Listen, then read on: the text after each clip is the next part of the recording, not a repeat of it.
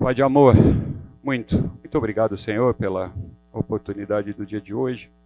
Obrigado, Pai, pela liberdade que temos de estudar a Tua Palavra. Obrigado porque o Senhor preserva a Tua Palavra.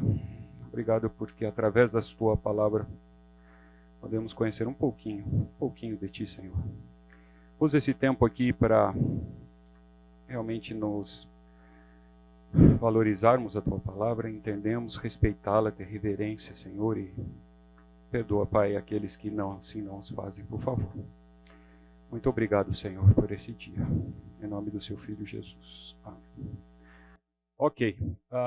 Eu preciso de ajuda, como sempre, e eu preciso que alguém pode levantar, vir aqui à frente. Eu não consigo melhorar mais do que isso. Leia, por favor, esse manuscrito.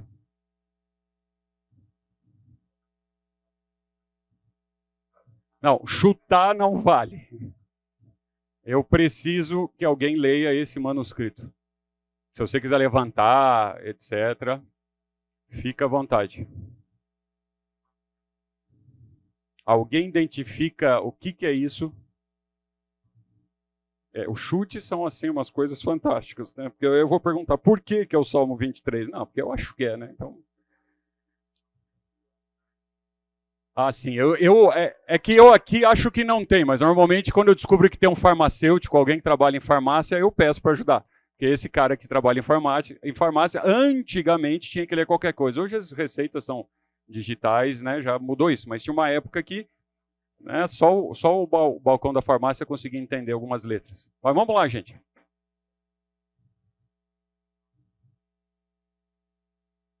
Nenhuma pista, nenhuma palavra. Que palavras conseguimos detectar aí? Nada? Zero? Não é possível, não. Zero, não. Eu falei palavra, ele diz letra. Então ele já tem um problema de entendimento. Entendeu? Vamos lá. Vamos, gente. Não é assim, não. Isso não é pegadinha, não é nada. Nenhuma palavra. Joey, você que está aqui na frente. Nenhuma palavra. João. Tá, eu vou dar uma pista. Aquilo que eu sempre falo. Não é porque nós estamos na igreja que tudo tem a ver, entendeu? Sabe da piadinha do coelhinho que eu sempre conto, né? Você é velho. Sabe ainda? Sabe? Não? A gente chega na escola bíblica para criança e diz assim, o que tem orelhinha grande, rabinho pompudo, normalmente é branquinho e pula. Ah, professor, eu sei que a resposta é Jesus, mas que parece um coelho, parece. Então, só pelo fato da gente estar aqui, não significa que né, nós estamos olhando um manuscrito. Que manuscrito é esse? Ok. Isso é português. Isso é português, já dei a dica. Mesmo entendendo que é português, você não consegue? Pão. Não.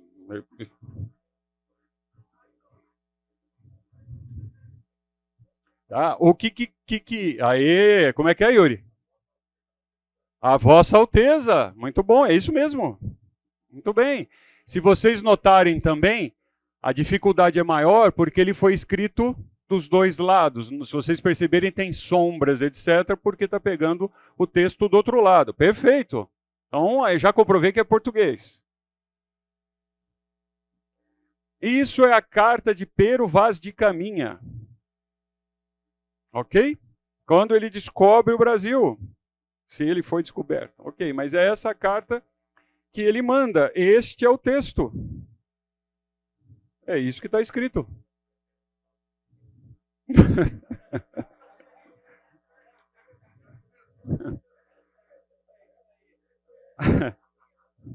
Agora, vamos lá.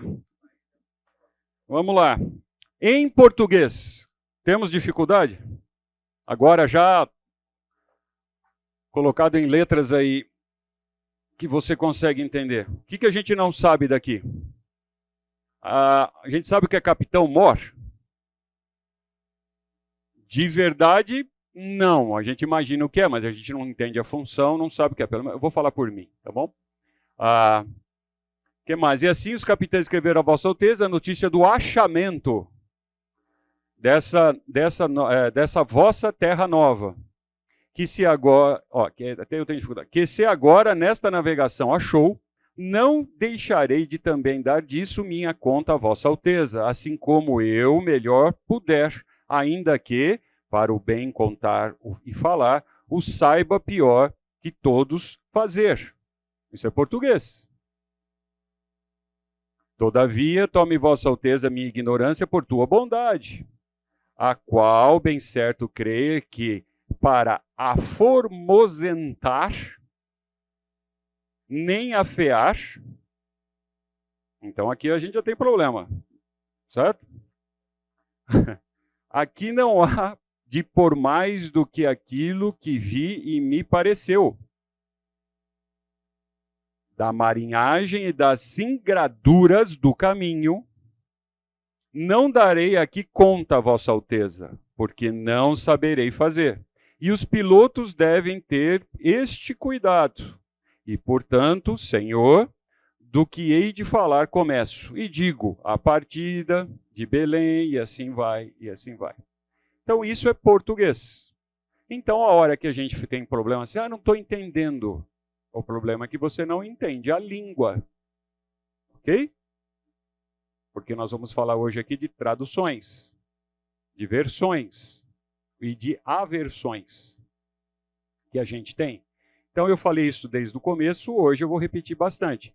Se você não tem vocabulário, se você não conhece a estrutura da língua, se você não lembra o que é um objeto direto, o que é uma conjunção adversativa, para que ela funciona, você tem dificuldade de entender as escrituras.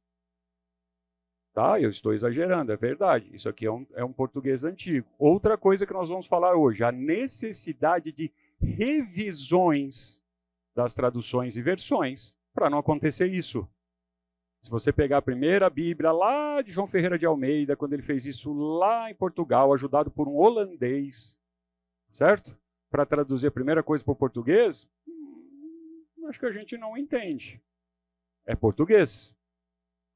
Se a gente pegar os manuscritos do Antigo Testamento, eu não fiz isso, eu estou indo na cola de uma pessoa que disse que fez.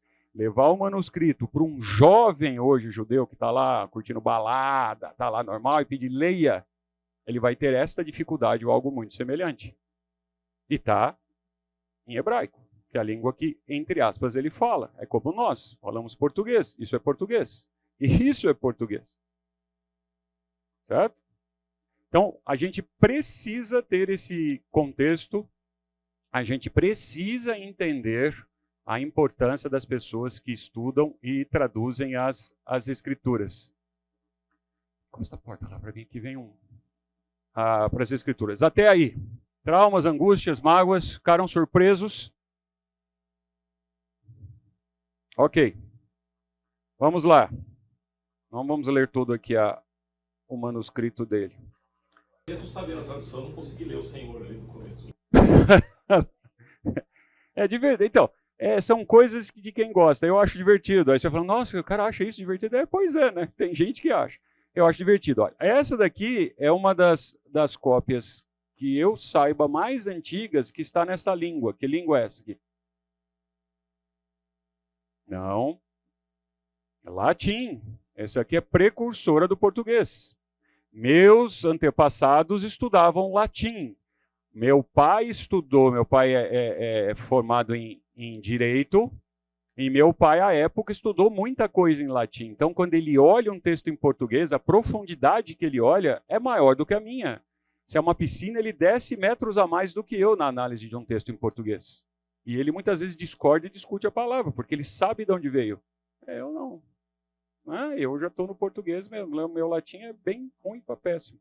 Né? Mas isso aqui, olha a forma com que está escrito. Veja, tudo grudadinho, tudo junto, olha só. Ok? Isso aqui é uma relíquia. Isso é Bíblia. Né? Isso aqui é uma versão das Escrituras. Então, se você tiver curiosidade, ela está nesse museu. Se você for lá para a Bélgica, você tem chance de...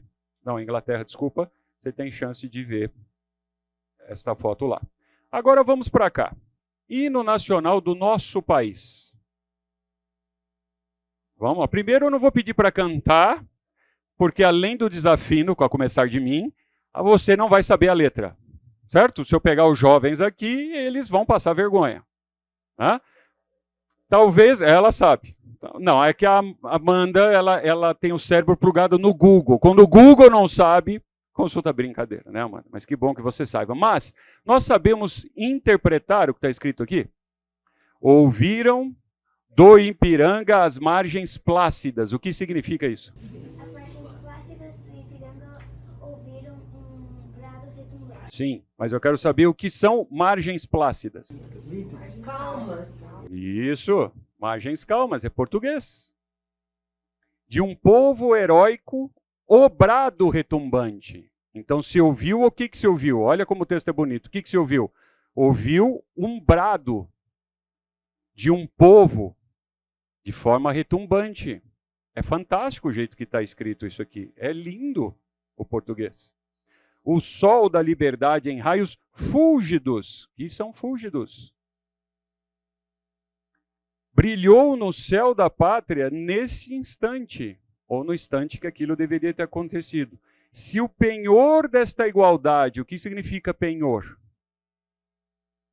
Lembra, tinha a loja lá que você penhorava as coisas. Tem lá na televisão aquele seriadinho que você deve gostar lá, do cara que tem a loja de...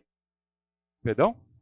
Assim, que era garantia. O penhor, você vai lá na loja de penhor, você deixa a sua joia, lembra? Você punha no prego, não é assim que falava? Punha no prego. É o penhor, né? Cadê onde eu estava?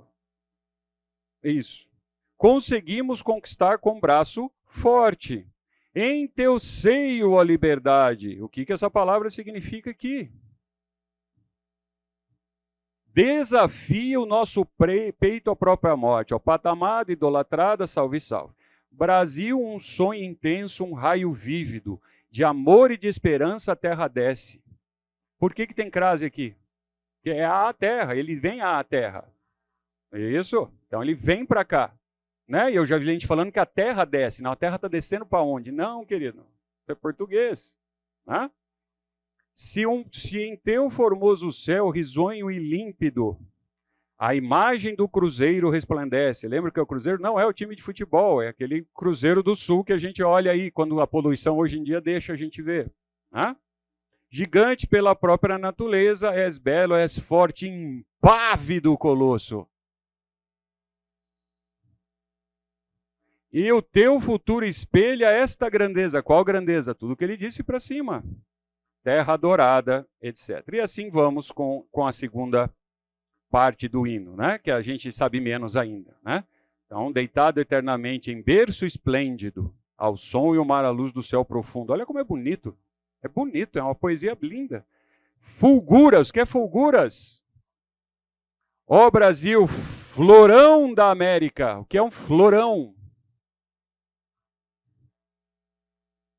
É isso, é um florão, é um tipo de um escudo, um negócio. Iluminado ao sol do novo mundo. Por que novo mundo? Porque o país foi descoberto e assim vai. Então, por que eu estou contando isso? Porque isso aqui não tem nada a ver com as escrituras, isso aqui a gente não está falando de manuscrito, não está falando de outra cultura, nós estamos falando do nosso país. E a gente tem dificuldade. Porque hoje em dia a língua vem, é só o meu ponto de vista, se houver aqui pessoas que fizeram curso de letras, são especialistas, nós não podem discordar de mim, eu sei que discordam, mas a língua está morrendo. Eles dizem não, que ela está se transformando. Para mim, é morte. O português é uma língua muito bonita. Os estrangeiros têm dificuldade imensa de entender o que a gente fala. Imensa. Né? Eu não posso fazer isso outro dia, eu ia colocar aqui, mas o pessoal da Coinonia, eu pus aquele dia a história da meia, lembra? A história da meia é fantástico você dar a história da meia para um estrangeiro ler. É dificílimo a nossa língua. Então ela exige estudo. Então você acha que grego é mais fácil do que português. Hebraico, se você entender a estrutura, é uma língua mais seca. Ela não tem tantas coisas assim, e você começar a entender, ela fica razoavelmente. No início é muito difícil, né? Porque são outra estrutura, etc. Mas é possível de entender. Agora, meu chefe é mexicano. E ele conversando com tal, ouviu de um brasileiro. Nossa, feio como cão chupando manga. E aí ele veio para mim, Elcio, porque ele está se esforçando em aprender português e está fazendo um bom trabalho. Né? Elcio, o que é cão chupando manga? como é que eu explico pro cara o que é cão chupando manga? Entendeu? Então, o que é essa característica? São expressões e usos que você nem pensa, mas você entende, não é verdade? Fala cão chupando manga, você entende. Você vai na casa de alguém ali, já começo de Minas, ali para cima, você pode ouvir de manhã. Mulher, a água está fervendo, pó, pó, pó, pó, pó. Certo? Eles vão fazer café, a água está fervendo, pode colocar pó? Pode pôr. Certo? E tem outros tantos exemplos. Aqui, quando a gente bate o carro, a gente leva onde? No funileiro? Lá no sul é chapeador. Nós estamos falando do mesmo país, da mesma língua. Né? Diz que o mineiro é o povo que mais fala vogal, né? Se tem mineiros aqui, aí nós vamos começar a arrumar problema. Não... Diga. Professor, eu ouvi alguém cantar um hino chamando Margarida. Aonde? Que parte? Qual parte que virou Margarida? Ah, mais garrida, Margarida. É possível. Então vamos em frente. Eu vou mostrar aqui então, para começar de maneira suave aqui, algumas diferenças que tem de algumas traduções. Nós temos muitas traduções e versões para o português. Tá? Quero deixar claro que, tirando umas aberrações que eu vou mostrar aqui hoje, então se segurem aí, não me leve para o gabinete do nosso pastor líder amanhã. Eu vou mostrar algumas aberrações aqui. Mas essas aqui são mais tranquilas. Nós temos, por exemplo, a Almeida Corrigida e Fiel, é uma das traduções que, esta que eu vou mostrar aqui, teve uma revisão nos termos e ela está competindo com a Revista Atualizada. E Yuri e eu achamos que essa foi inspirada, o resto não. Né? Mas aí é um detalhe meu e dele, assim, já é, né? É besteira o que eu estou dizendo, tá bom? Estou brincando antes que fique. Então, mas nós temos uma empatia pela área, né? Mas você fica livre para usar outra coisa que não for abençoada, não é? Então, veja aqui, nós estamos agora já trazendo para o português que nós devemos conhecer, daqui, não tem pegadinha lá de Pero Vaz de Caminho. Olha só, Lia tinha olhos tenros, mas Raquel era de formoso semblante e formosa vista. Perdão, à vista, de formosa à vista. Lia, olha a nossa área, Lia tinha os olhos baços. Isso, aí o cara não entende, aí fala essa Bíblia é ruim, certo? E o outro traduziu para tenros, então aqui nós temos discussões profundas sobre a contextualização dessa palavra. Vamos em frente. E que o sonho foi repetido 2 vezes. Aqui coloca dúplice. Tem gente que não sabe o que é dúplice. Então tentam facilitar colocando, repetindo 2 vezes. Até aqui, algum problema em usar repetido 2 vezes ou dúplice? Não. Certo? De verdade, não tem problema nenhum. Certo? Levítico. O coelho. A Ara diz o alganaz. Arganaz, certo? Números, fala aos filhos de Israel e diz-lhes que nas bordas das tuas vestes façam franjas. Fala aos filhos de Israel e diz-lhes que nos cantos das suas vestes façam borlas. Isso é português. E assim vai. Envolvais com entremetais, né? A gente tem mova-se, e aqui é voeja. Esquece, a gente tem ouvidaste. Isso aqui lembra o espanhol, vem do latim. Né? Quem sabe um pouquinho de espanhol é esquecer em espanhol. Pátio, a gente tem aqui como saindo por um póstigo, passou para o vestíbulo. E aí a pessoa dá... O problema aqui é vocabulário e português. E assim a gente tem N outros exemplos que eu coleciono aqui. Ok? Tem gente que coleciona figurinha, eu coleciono essas coisas. Então tem bastante exemplo. Né? Olha, hipopótamo é o bimote. E o outro traduziu como hipopótamo. Leviatã, outro traduziu como crocodilo. Isso aqui é para quem gosta de dinossauro, gosta de estudar esse pedacinho aqui. Né?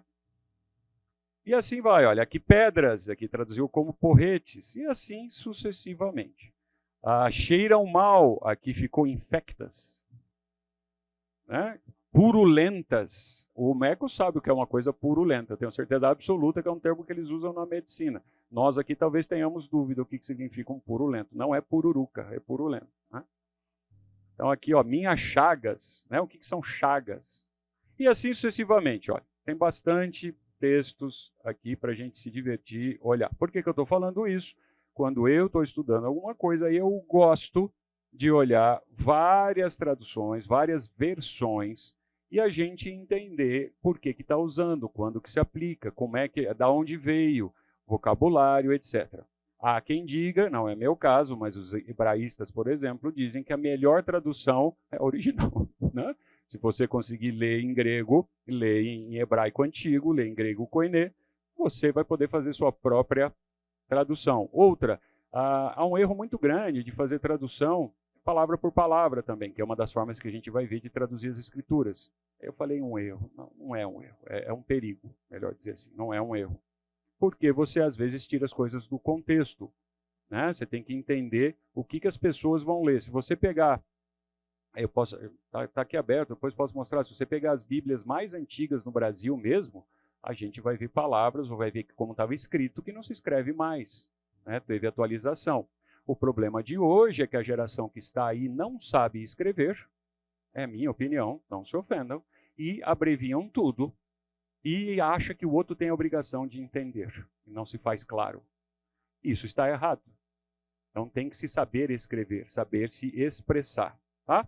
Então agora eu vou para um momento mais trágico da aula, e depois a gente volta para o normal. O que eu vou fazer aqui, eu estou entendendo que estamos numa classe de adultos, maduros, etc. Eu estou mostrando o que chega até mim. Sim, o que eu vou mostrar aqui é horrendo, mas eu espero contar com o bom senso de quem está aqui. Combinado? Não tem foto, não tem nada demais. Mas isso aqui, isso existe. Isso aqui é uma proposta de Bíblia, porque está dizendo que vai atender a geração que está hoje aí dos jovens, principalmente a geração do pessoal mais alternativo, se assim você queira colocar. Né? Então existe Bíblia Freestyle. Deixa eu mostrar aqui para mostrar que eu não estou aqui inventando. Está online isso aqui. Tá? Nós estamos online, isso está na internet nesse momento. Ele se propõe a ter o Novo Testamento apenas. Né? E aí ele tem aqui. Ó. E aí eu vou, antes de mostrar os absurdos lá, eu estou dizendo, estou indo rapidamente no site, pegar Mateus 1, do jeito que está aqui. E aí, começa. Tá? Então, ó, livro da geração de Jesus, o cara. Da descendência de Davi e também de Abraão. Tá pequeno? Vou aumentar. Melhorou, né? Depois de Abraão, muito sexo foi feito e muitas crianças nasceram por conta disso. Essas crianças cresceram e tornaram-se adultas e também fizeram mais sexo ainda. Até que 41 gerações se passaram e nasceu um cara muito jóia chamado José. Esse tal José era especial porque quando a Dona Maria, sua noiva, apareceu dizendo que estava grávida do Espírito, embora a história cheirasse a chifre, ainda assim ele foi paciente, tendo resolvido terminar o noivado discretamente. Só que naquela noite um anjo apareceu no meio de um sonho e de maneira bem convincente a persuadiu a aceitar a missão de ser, de ser pai do Filho de Deus. Eita homem santo esse tal José. O moleque, que se chamaria Jesus, além de nascer de uma virgem, para não desmentir a profecia, também viria para salvar o povo deles. Okay?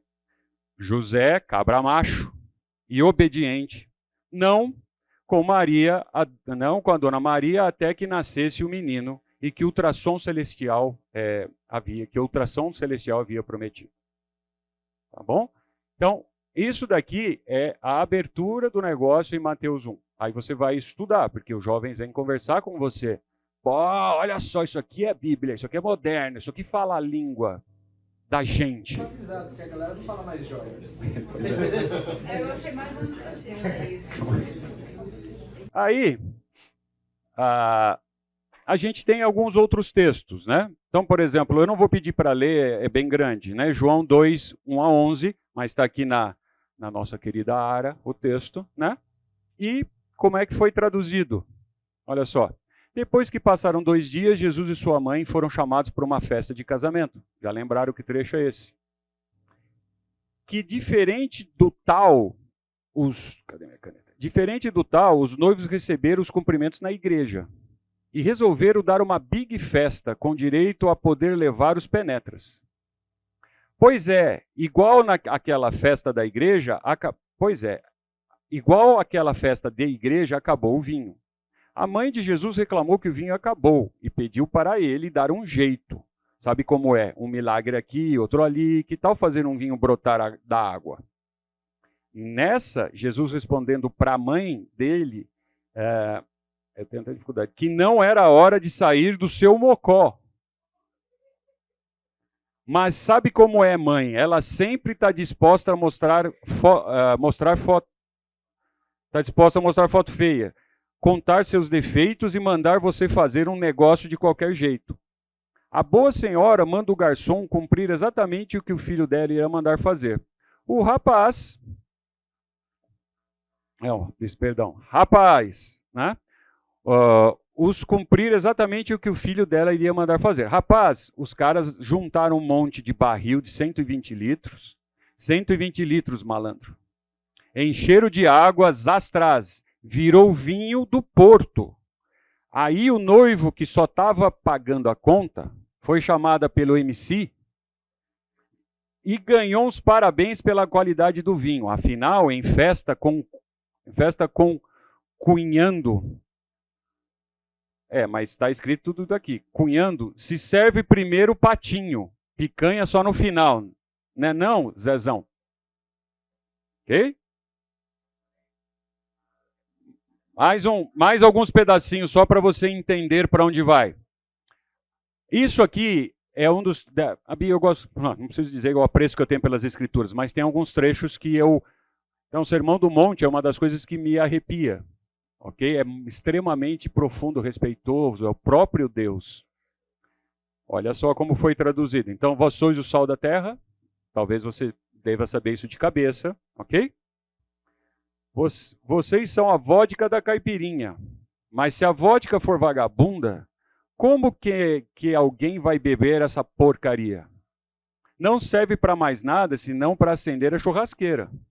Vocês trazem capacidade de enxergar a verdade nesse mundo. Não dá para esconder um gordo atrás da cortina. Seja referência. A luz de dentro da geladeira é legal, mas não tem nenhuma serventia quando a porta está fechada. Brilhem do lado de fora para ninguém trupicar no pé da cama. Isso é o Sermão do Monte. Então, genealogia, né?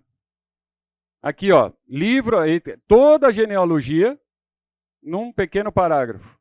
Do livro da geração de Jesus, o cara, da descendência de Davi, também de Abraão. Depois de Abraão, muito sexo foi feito, muitas crianças nasceram por conta disso, essas crianças cresceram, tornaram-se adultos e assim por diante. Palavras torpes. Né? Então a gente tem, e Jesus terminou a explicação, pois o reino de Deus é desse naipe. Vai ter gente safada, ladrões, cobradores de impostos e traficantes que vão entrar no céu na frente de vocês. Ah, maluco, teu jeito de falar dá a entender que você é um deles sim. E para escapar de ser pego. Pedro então começou a xingar e jurar. Quantas vezes vou ter que falar que eu juro que não conheço esse homem? Jesus respondeu: vocês estão forçando a amizade para ver se eu concordo com. Pois o erro de vocês não é conhecer nem a Bíblia e nem o poder de Deus. Pois o erro de vocês não é conhecer a Bíblia nem o erro de vocês. Vivam honestamente e não vivam cometendo ou bebendo além do que convém. Não fiquem procurando negócios desonestos, não se metam, nem invejem ou briguem. Então é isso que estão fazendo com a palavra do nosso Deus.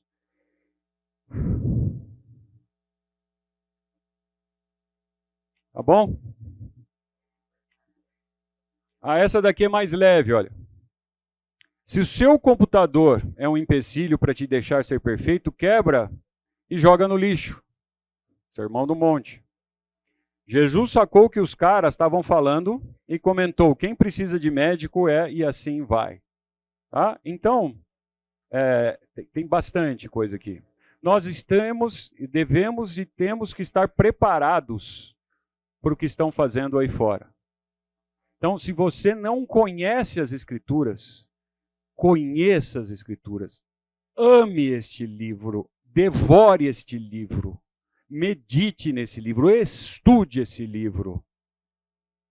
Faça isso com amor, com zelo, encuca isso na sua cabeça, para você ter chance de responder ou conversar quando está à frente desse tipo de coisa. Né? E assim vai, ó, fazem piadas, etc. Né?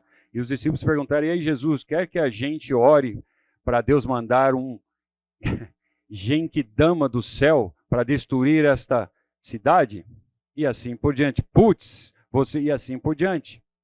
Então, assim, sim, eu estou saindo lá de um texto completamente tradicional, antigo, e eu estou levando o pêndulo por outro lado. Tá? Mas nós devemos saber que isso está acontecendo. E o pessoal está aplaudindo. Então, eu sou contrário. Eu não tenho que me parecer com os outros para isso servir de atalho para possivelmente levá-los a Cristo. Isso vale para a festa, isso vale para a roupa, isso vale pela forma com que você dirige, isso vale pela forma que você conduz a sua casa, como você abastece seu carro e assim por diante. E este aqui está na linha contrária. Não, a gente tem que deixar a Bíblia mais palatável para as pessoas entenderem. Isso aqui é um absurdo, isso aqui é heresia. Bom? E tem gente que defende isso, dizendo que é uma nova forma de você conseguir fazer um trabalho evangelístico no meio de pessoas assim assadas. Senhora. É diferente de uma transformação de língua. Por exemplo, o latim puro virou um latim popular normalmente, por dificuldade do povo, essas coisas todas, né? Agora isso não, isso é desrespeito, né? Mas não é assim que isso é entendido. Se eu falar essa língua aí no mundão, o pessoal vai entender a mensagem. Entendeu? É verdade que, não sei vocês, mas eu já parei para prestar atenção de que se você chegar num lugar e falar assim, ó, em Romanos 3:18, a pessoa, quem é romano? O que esses números que esses crentes falam na frente? A pessoa não sabe. O Senhor Jesus nunca pregou o evangelho, quando ele estava aqui, citando o Antigo Testamento dessa forma. Ele citava? Não, em Isaías, não sei o que tem, não sei o que não. Ele falava, está escrito. E dizia. Ele não citava onde é. Se a pessoa não conhece as Escrituras, não sabe. Então, isso é uma coisa, você ter tato, você ter amor, você ter inteligência para conversar com alguém que não conhece.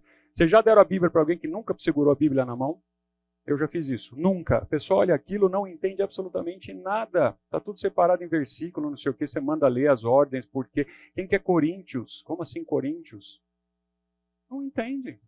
Isso é uma coisa. Outra coisa é isso que nós vimos aqui. Tá? Então, que tem uma curiosidade, como é que eles traduziriam Efésios 4:29, que diz assim, nenhuma palavra torpe saia da boca de vocês. vamos ver se tem aqui. Não está disponível.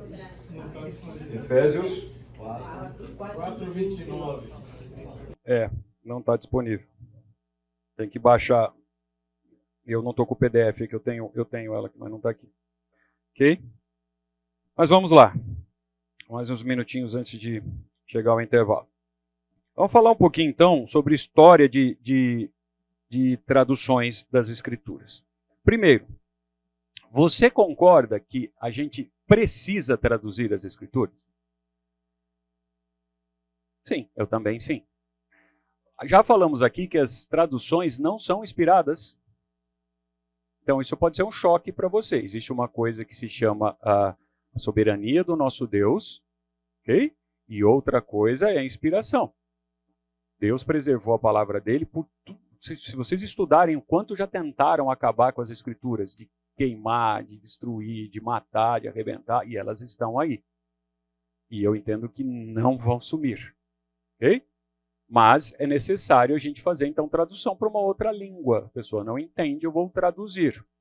Se você conhece uma outra língua qualquer, e eu der um texto para você traduzir, é muito difícil, às vezes, você traduzir. Mesmo quando você pega de outra língua para cá. A nossa língua franca hoje é o inglês, certo? Se fala em qualquer lugar, entre aspas, muitas aspas. Mas é a língua ainda hoje mais falada, né? Se você vai traduzir do inglês para o português, dada a riqueza da nossa língua, nós temos dificuldade. Eu vou começar por mim. Eu tenho, às vezes, dificuldade. Eu entendi o que a pessoa disse.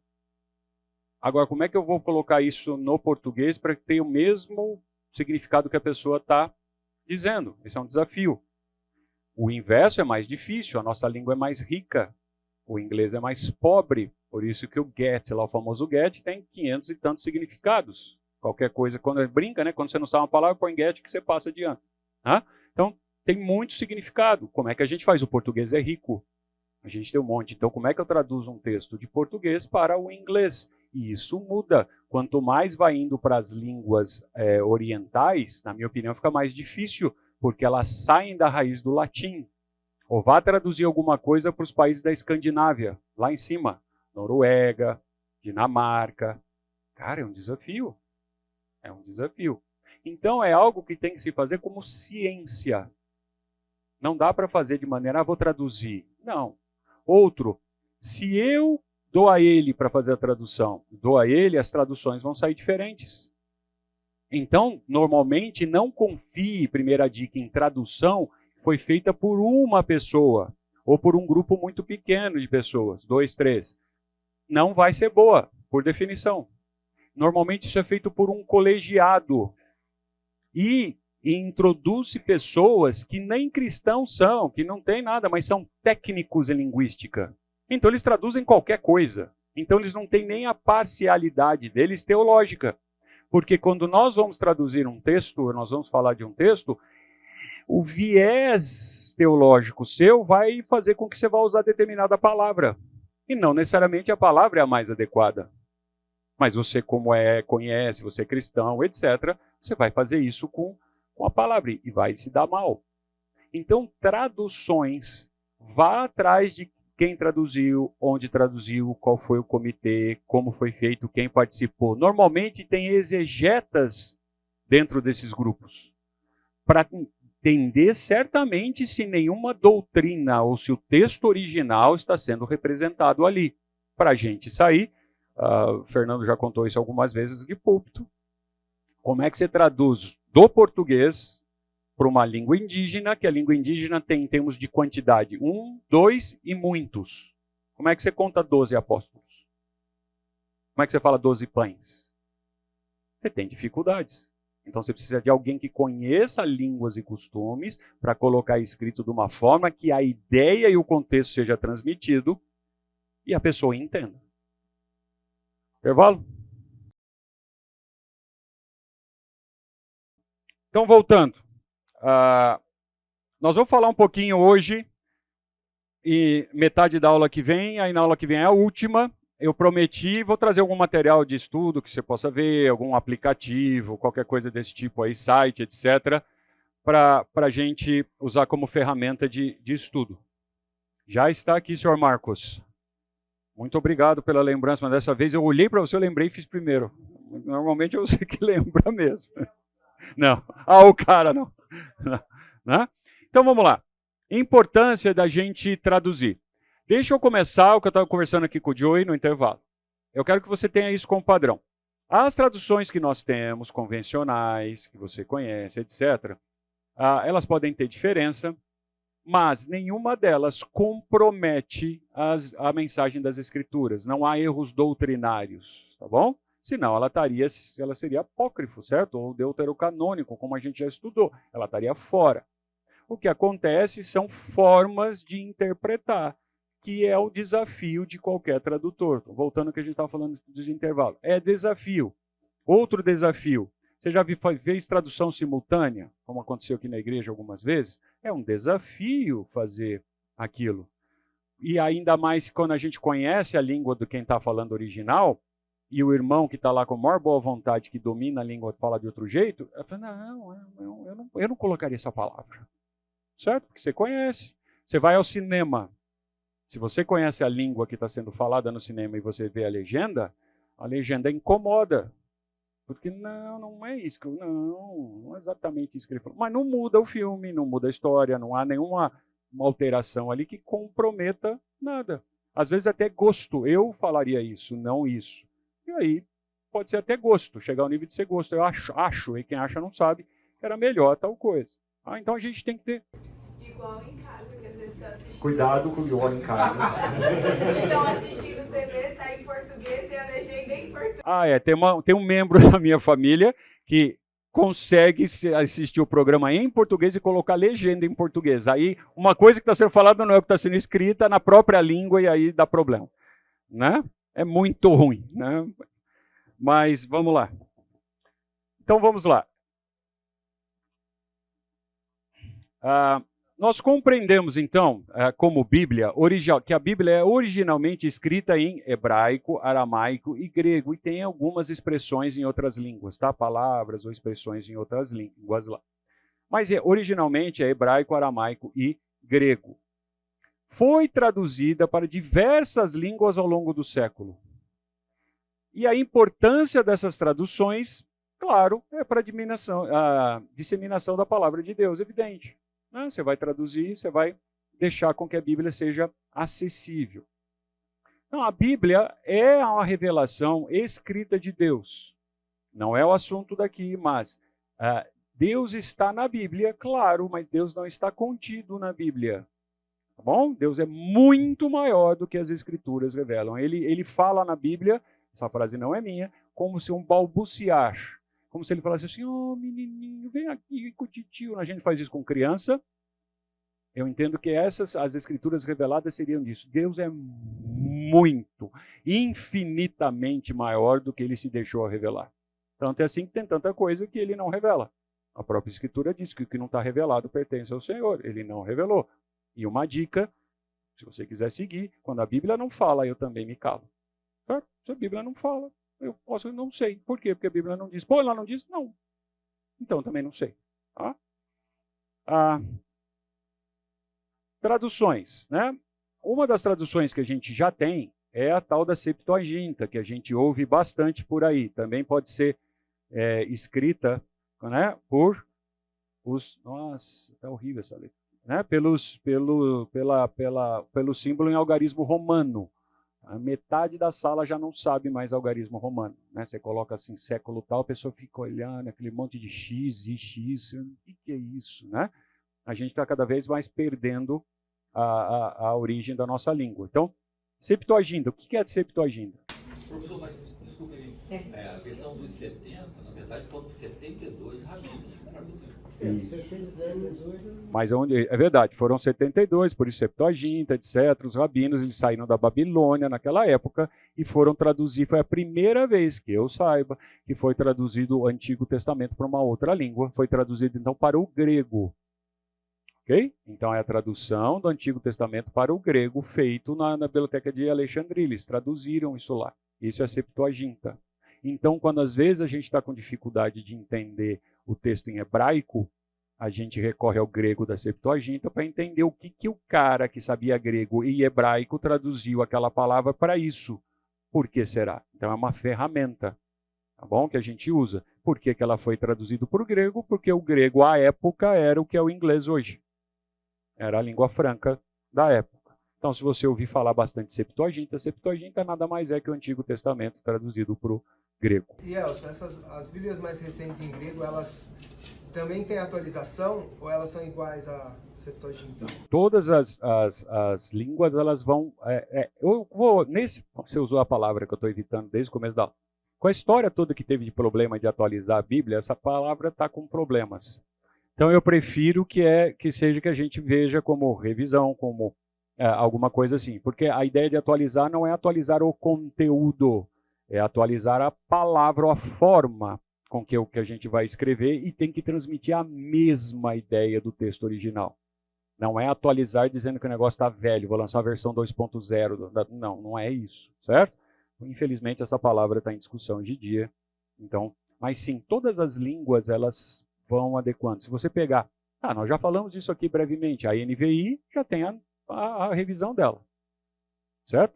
Tá aí, eu vou te mostrar na aula que vem onde você encontra de graça, tem um software que tem ela para você consultar. Diga, querido. Tipo, a Septuaginta tem algumas histórias que falam que é lenda, assim, tipo, o que é real e o que é... Você não estava aqui na aula passada. Nós falamos dos apócrifos. O que acontece é que nos textos traduzidos na Septuaginta, eles traduziram tudo o que tinha. E sim, tem muitos textos apócrifos, que é o que você deve estar se referindo. A história, outras mensagens, etc. São outros textos que não fazem parte do cânon, mas eles foram traduzidos. Não, tipo, lenda falando, tipo assim, que eles traduziram perfeitamente, e a 72, tipo, eles faziam 70 folhas e se tivesse... O método. Não, o método de tradução é algo fantástico. Eles eram 70, dizem, né? Eu não estava lá para ver. Dizem que eram 72 e eles têm como corrigir, contar palavras, linhas, os blocos têm que estar do mesmo tamanho, e passava-se para outro revisar. E aí conta-se a história de que se tivesse uma letrinha errada, rasgava-se tudo e começava do zero. Então a gente hoje nem cópia faz. Só estou sendo... Sim, tem um lado de ser chato, mas assim, os nossos filhos não copiam mais. E eu tinha tarefa, copie o texto num caderno de caligrafia. Você aprende fazendo isso. Hoje em dia, você vai para um robozinho e manda o cara resumir o texto para você. Sabe o que você está fazendo? É emburrecendo. Desculpa a franqueza, você está se tornando menos inteligente, não mais inteligente. Está querendo ser espertão. Não, você é preguiçoso. Ok? Porque a ideia de copiar, de você fazer um resumo na mão, inclusive depois se tiver pessoas aqui que entendem de neurolinguística, de linguística, quando você copia não sei porque eu estou falando isso, mas ok, se você copia, o fato de você estar fazendo esse movimento, o seu cérebro funciona diferente. E você aprende. E tem que fazer isso antes de dormir. Se você dorme, o cérebro vai fazer aquela limpeza nos momentos de sono REM. E aí, se você não copiou, você só ouviu, você esquece. Por isso que você esquece um monte de coisa no outro dia. Agora, o que normalmente escrevemos, você faz um desenho seu, não precisa mostrar para ninguém, é seu, pessoal. O que é uma formiga? Você desenha a formiga do seu jeito. Por que chama formiga? Por que é inseto? Porque tem X patas. Por quando é um aracnídeo? Porque tem outra quantidade de patas. E você escreve e desenha, cara, aquilo cola na sua cabeça. E assim tem que ser com as escrituras. Escreva as escrituras, desenhe as escrituras, rumine as escrituras. Aquilo vai inculcando você. Tá? Então, uma dica de estudo, ninguém me perguntou, mas se você precisa estudar, matéria dada, chega em casa, estuda e dorme. Se você levanta mais cedo, porque a prova é no mesmo dia, você até pode passar na prova. No dia seguinte, se eu te der a mesma prova, você já não sabe mais nada. É uma prova que eu estou certo. Tá? Você já não sabe mais, você não aprendeu. Tá bom? Você repetiu. É outra coisa. Mas isso é outra história. Vamos lá. Vulgata. A Vulgata, que a gente ouve bastante, é a tradução de São Jerônimo, feito para a Bíblia pelo latim, mais ou menos nesse século aqui. Há muita gente que gosta dessa tradução. A primeira tradução da própria, por exemplo, lá da Bíblia de Jerusalém, etc., ela tinha, é minha opinião, ela tem influências teológicas. Então ela não fala assim o sacrifício vivo, ela fala a hóstia. Não, hóstia não é o que o texto está falando. Mas ela ia para a área de penitência, do sacrifício vivo como uma penitência. Não, não é penitência que o texto quer dizer. Não é para eu ficar lá me batendo, me martirizando. Isso não é sacrifício vivo. Tá? E depois aí houve uma revisão dela. Tem uma outra Bíblia, se você quiser estudar, que aí eu acho mais legal, que chama Ecumênica, dentro do catolicismo. Eu acho ela um texto mais legal de estudar, de aprender. De entender por que aquela pessoa traduziu as coisas daquela forma. A importância histórica, né? As traduções, elas influenciam e disseminam as escrituras. Então, como essas traduções chegam nos lugares? Isso é fantástico. Então, a gente já falou da Septuaginta, a gente já falou da Vulgata. E aí, vamos falar um pouquinho de algumas traduções aqui. Então, Martim Lutero traduziu a Bíblia para o alemão, olha, recente agora, ó, 1500 anos atrás, o Novo Testamento. Né? Ele teve, em 1534, saiu a Bíblia completa de uma tradução para o alemão. Imagina quem fala alemão, né? É uma língua mais seca, né? Mais dura.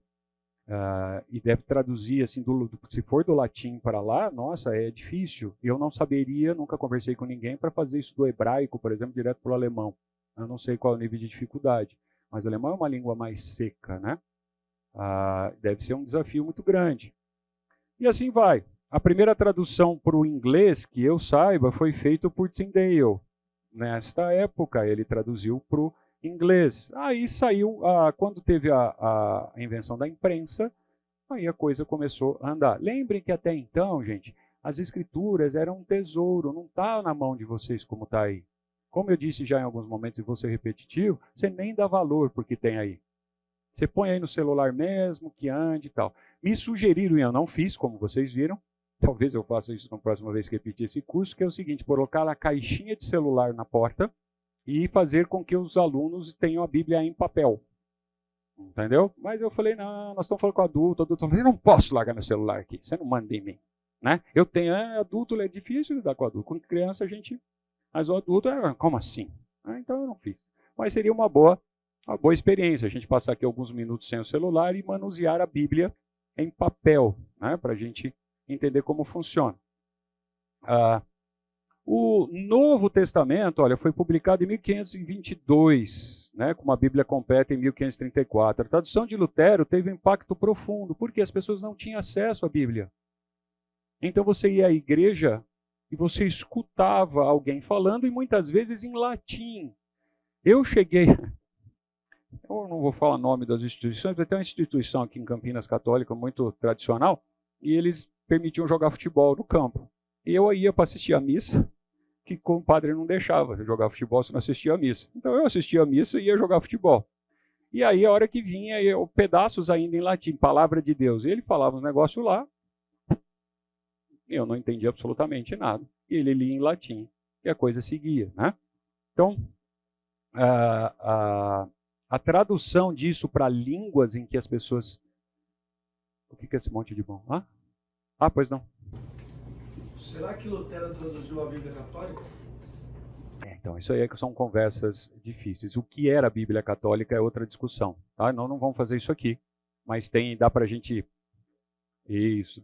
olhar isso, pedaços de como foram feitos, etc. Tá? Uma pessoa que sabe explicar isso bem foi o meu professor que eu mostrei aqui, o James White. Ele é especialista nesse tipo de coisa e inclusive faz debates contra tá errado. Ele faz debate sobre alguns argumentos católicos, etc. Tá? Então, eu não sei responder de imediato isso para você aqui, tá? Da onde que foi original, mas é muito provável, eu não sei se ele tinha acesso a algum... o fato de eu não saber não significa que não tinha. Eu não sei responder. Mas se ele tinha alguma coisa do original ou não. E que original era. Tá? Da onde veio. Mas, de novo, parece coisas muito impactantes, mas não, se você for olhar o trabalho dele, não muda a doutrina, que eu quero dizer, entende? Não muda, a coisa vai direitinho. Né? O próprio Tyndale, então, na tradução para o inglês, foi perseguido e martirizado pelo seu trabalho. Você seria perseguido e martirizado só porque está traduzindo a Bíblia para uma outra língua? Você daria a sua vida por isso? Aí, com a invenção da imprensa, em 1400, aí a coisa melhorou bastante. Começarmos a ter a chance de ter as escrituras. Então, por exemplo, lembra no Novo Testamento, quando está passando o centurião, e ele vai fazer a pergunta, você está entendendo o que você está lendo? O que ele responde? Não, se alguém não explicasse. E ele estava com um rolo. Isso. Aí vale só a explicação, né? Eunuco, neste caso, o que significa? Então, tá vendo? Eunuco ali não é nada a ver com aquele homem que ficava cuidando de harém, etc. A palavra também é usada para isso, mas o eunuco ali é um cara alto no escalão. É um oficial grande. Como é que você já percebe isso? Quem teria um rolo na mão das escrituras? Aquilo é caricíssimo. Há quem faça as contas aí de quantos, talvez, $1 milhão custava um negócio daquele naquela época. Como é que um eunuco do negócio ia até aquilo andando de carruagem? Né? Mas então... Também uma boa parte do povo não era alfabetizado. Grande parte do povo não sabia ler e escrever, é verdade. Mas por que a gente chegou no eunuco? Ah, que ninguém tinha acesso. Então, por exemplo, que ele tinha acesso ali era uma coisa fantástica. Então, mesmo ainda na Idade Média, o número de acesso às escrituras era baixo. É só o alto clero. O povão também continuava com dificuldade de ler e escrever e não tinha acesso às escrituras, tinha que ouvir. Imagina você ouvir as escrituras. A única chance que você tinha era de ouvir.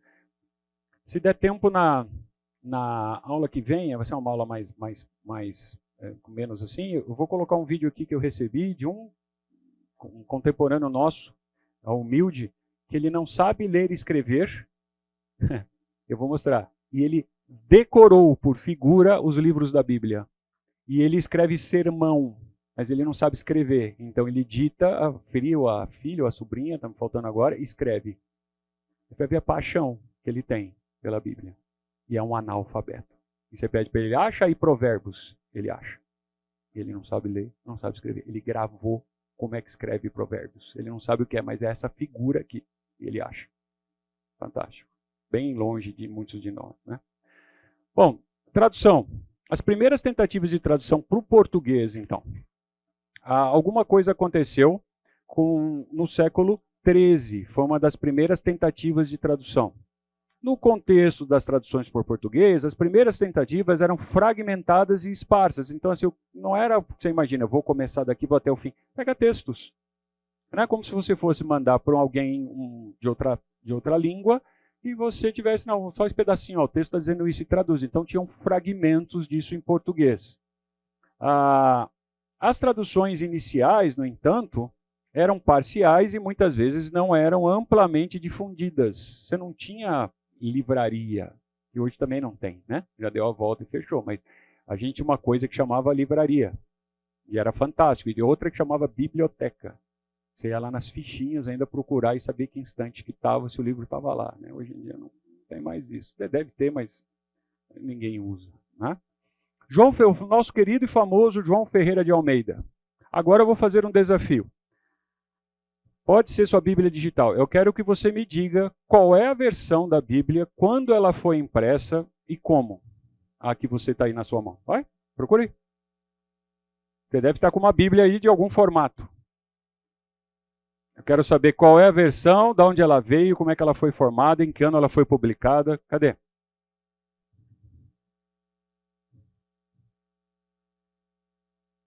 Cuidado, a pegadinha não é a impressão. Não é quando o livro foi impresso. Não é isso que eu estou perguntando. A minha é Almeida, Revista Atualizada, 1993. Muito bom. O que mais? O que mais de quem? É João Ferreira de Almeida? 1993. Fresquinha. Sociedade Bíblica Internacional. Isso. Luiz Saião foi uma das pessoas que estava à frente desse material que você tem na mão. Quem mais? Gustavo? NVI 93, 2000 e 2011. Nossa, agora. Então, tá cheirando... O que mais? Ninguém tem uma mais antiga? Ninguém tem uma corrigida e fiel aí, não? Aí o cara tá no software, né, que tem todas, assim, e aí percebe que o cara não tem a predileta. Qual é a Bíblia predileta que você tem? Você pode se retirar, por favor? Né? Mas por que da brincadeira? Veja, é algo que a gente não dá valor, a gente não presta atenção do que você tem na mão. Né? Por exemplo, a gente tem uma versão mais nova que está aí, que é a NVT. Qual é a diferença da NVT? Por que ela veio? Né? Nova versão transformadora. O que ela transforma? Né? O que ela transformou? Por que chama? Então, da onde veio? Né?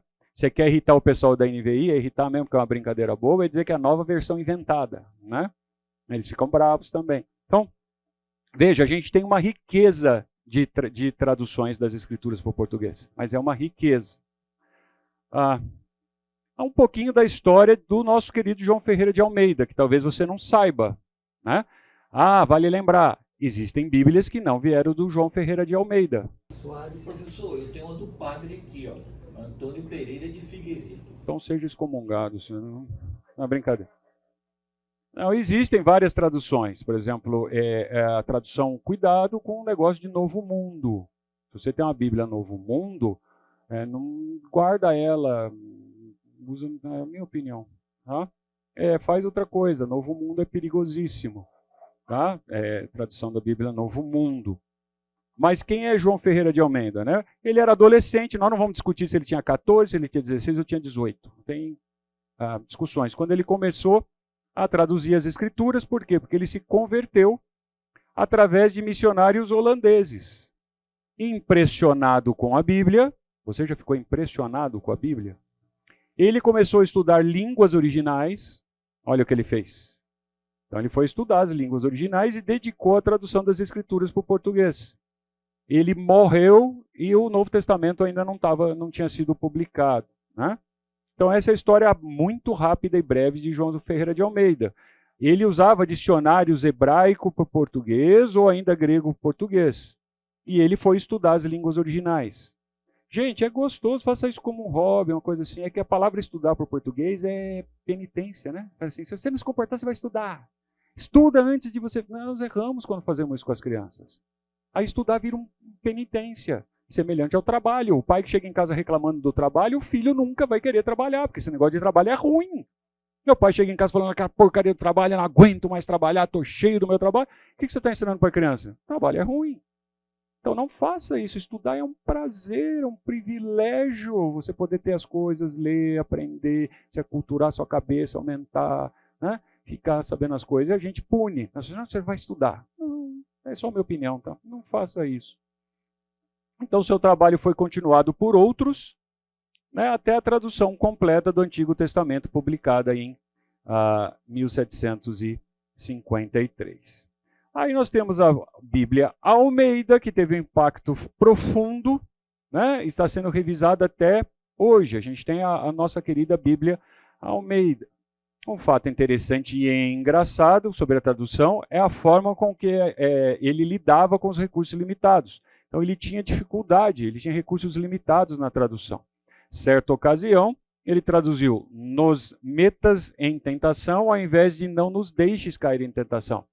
Se você pegar, agora está faltando a mente, se você pegar uma versão da corrigida, eu não lembro se é corrigida fiel, corrigida, está dizendo assim, tenham, Teus e Lucas, né, tenham como alegria ao passardes por tentação. Não é essa a ideia de você estar em tentação e fazer isso, é você passar por isso, é diferente o que está ali. Tiago? Tiago? É isso mesmo, é esse texto aí, é isso aí, Meco, você está certo. E se você for olhar, a fiel, a corrigida, traduziu de uma outra forma. Né? Vamos lá. Outras traduções importantes para o português. Tem uma tradução brasileira, que é válido a gente se passar os olhos nela e olhar. Tá? Existe uma tradução brasileira, feita pela Sociedade Bíblica do Brasil. Essa daqui, né, vocês já ouviram? Né? Então, tem as traduções e tem essa daqui. Né? Tem a NVI. É que essa daqui exige, né, um pouquinho da gente. Né? Eu só gosto, tá? É brincadeira, mas eu gosto. A NVI, ela realmente trouxe uma linguagem mais atual. Preciso dizer que esta NVI, como já vi gente falando isso, eu não concordo e não entendo que é desse jeito, não é assim. Ela não é a versão americana traduzida para o português. Eu já ouvi gente falando isso. Pegaram a NIV do inglês e traduziram. Não, isso aqui foi um trabalho feito. Eu posso passar alguns podcasts para vocês, passar as pessoas falando. O Saião está vivo, vá lá na igreja, como é que é o nome da igreja dele? São Paulo, já lembro. Nações Unidas, obrigado, Rodolfo. Vá lá conversar com ele está lá. Você tem o privilégio de falar com um cara que fez, que está vivo, não é história. Né? E ele que foi aqui o chefe no Brasil de fazer isso. Você vai ver como é difícil, como é que é o trabalho, como é que é feito um negócio desse. Tá? Mas ela não é simplesmente a tradução do inglês para o português, não caia nessa. toda tradução busca ser mais acessível ao público do nosso país e de uma maneira contemporânea.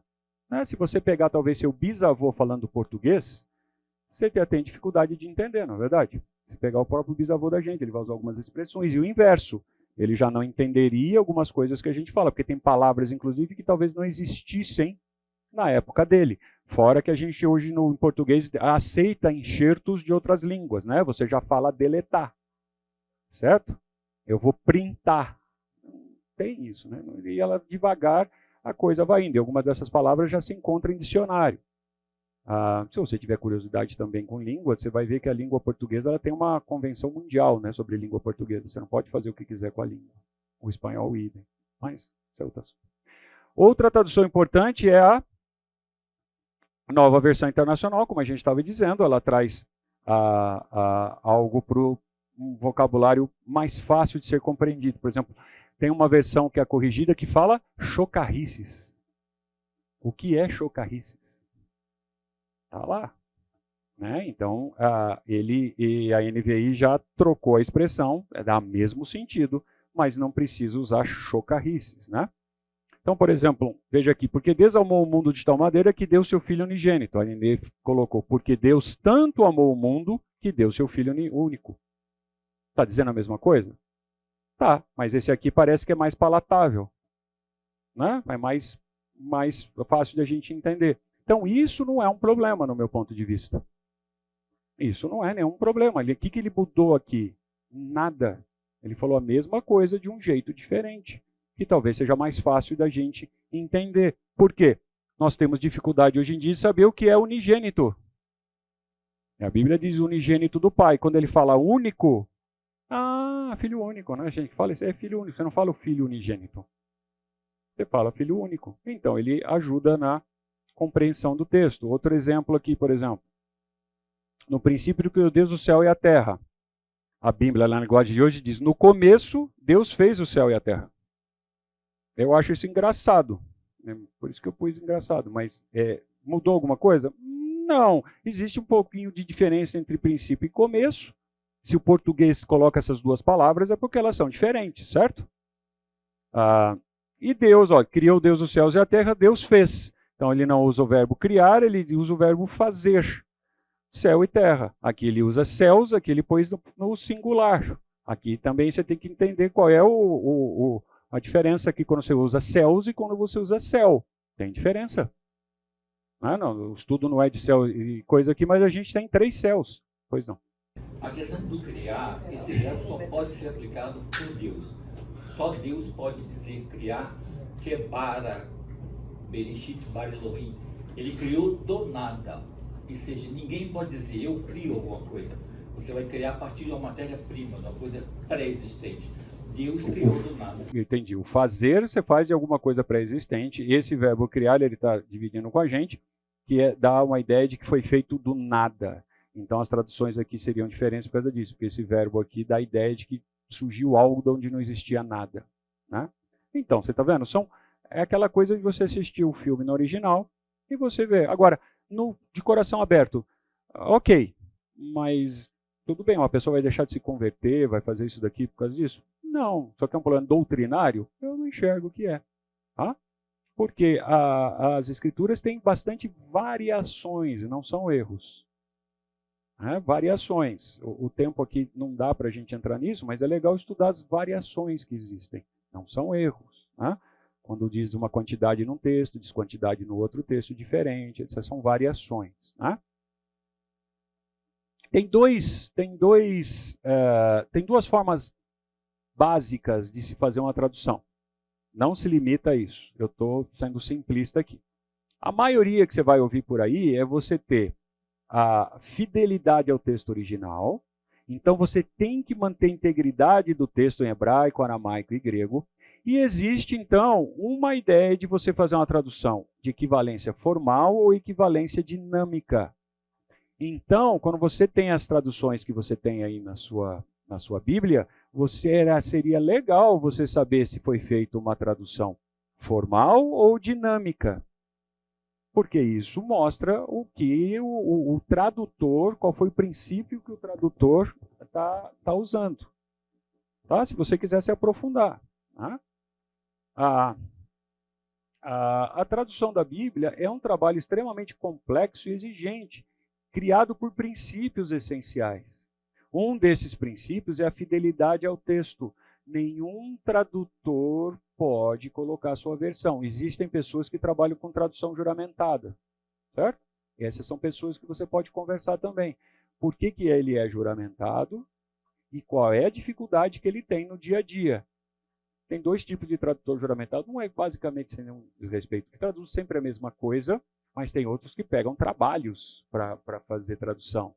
E aí ele tem que se esforçar bastante, porque ele tem que levar para outra língua o que o material original está mostrando. Então, a tradução é uma arte, é uma ciência, que também se aplica às escrituras. Não pode fazer só do seu jeito.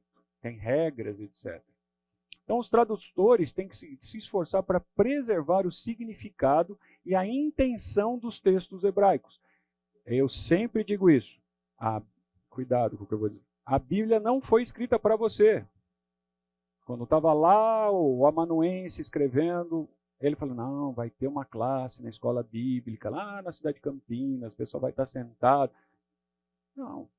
Foi escrita para aquela época, com o vocabulário daquela época, usando expressões daquela época. Por exemplo, eu não sou digno de desatar as sandálias. Lembra do texto? O que significa isso aqui se eu for falar para alguém no shopping? Vou pregar o evangelho para ele, não, porque o Senhor Jesus, eu não sou digno de desatar as sandálias. A pessoa fala assim, mas você trabalha com calçado também? Você tem loja no shopping? Você é sapateiro? Por que tem a ver sandália? Eu nem uso sandália. Como assim sandália? Desatar o quê? Porque hoje em dia é só de encaixar, nem se usa mais, está caindo em desuso a sandália que tinha qualquer tipo de fivela. Porque o ato não está no desatar as sandálias, mas mostrar a reverência que se tinha por tal pessoa, porque o serviço mais humilde da casa era o de lavar os pés quando a pessoa chegava, e era o servo mais humilde que fazia isso. Então ele está dizendo assim, do Senhor Jesus eu nem desatar, entendeu? Então o desatar as sandálias não é o ato, é o que significava. Então você tem que entender o contexto. Então quando foi escrito aquilo, ninguém hoje, salvo alguém, não deve ter ninguém de sandália aqui hoje, até porque está friozinho.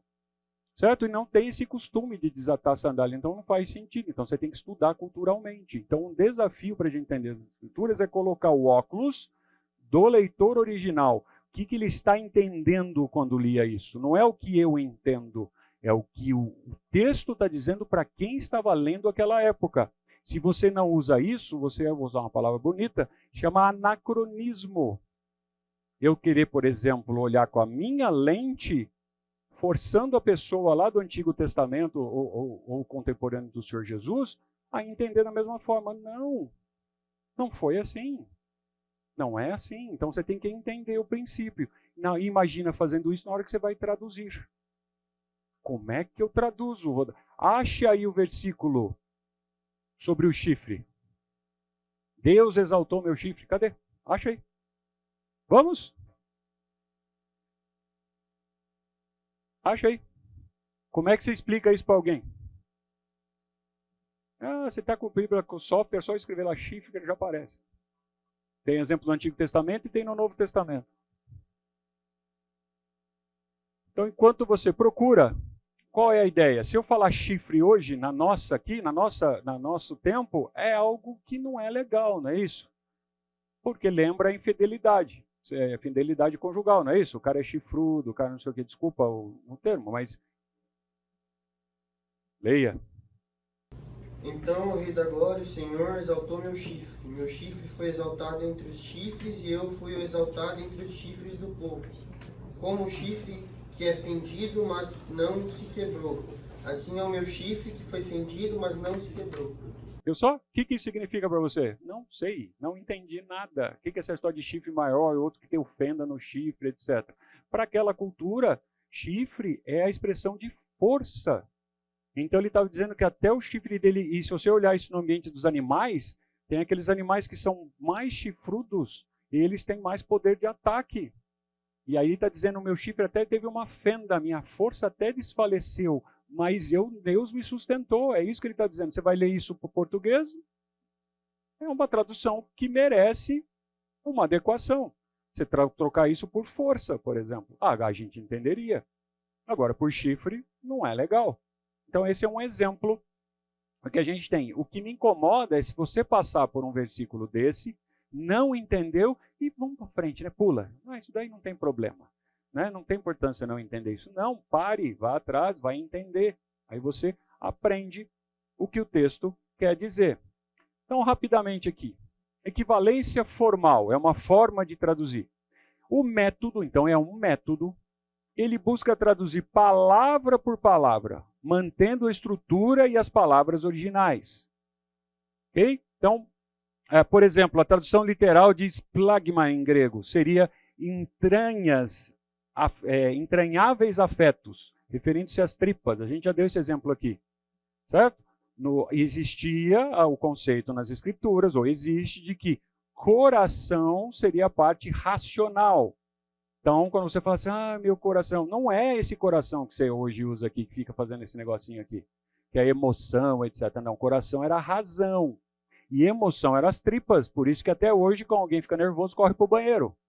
Certo? Dá aquele frio na barriga, né? Em inglês, butterflies aqui, né? Que dá aquela sensação de frio na barriga. É assim. Agora, se eu traduzir isso daqui, não faz sentido para o português. Certo? Eu falar assim que fiquei emocionado nas tripas. Não é legal, tem outra forma de falar isso. Né? Então, aqui são alguns exemplos. Deixa eu ver se está aqui carregado. Acho que eu deixei no outro. Eu mostro na aula que vem. Eu não pus aqui. Eu não vou procurar agora. Depois eu mostro. Vou mostrar para vocês uma forma da gente fazer isso. Então, embora traduzir dessa forma seja fiel ao texto original, essa tradução não pode fazer sentido para os leitores modernos. Então, você tem que adequar o vocabulário e as expressões disso. E isso é diferente de qualquer coisa de atualizar a Bíblia, de não sei o quê. Não, eu vou dar a mesma ideia, o conceito original. O leitor original entendeu o quê? Ele entendeu das emoções, etc. Tal. Então, como é que eu falo isso na língua tal? Esse que é o desafio. Eu tenho que transmitir a mesma ideia do que está transmitindo lá, o mesmo sentido. Bom? Então, vamos parar por aqui e a gente continua. Então, a aula que vem, a gente termina esse assunto nos primeiros 40 minutos.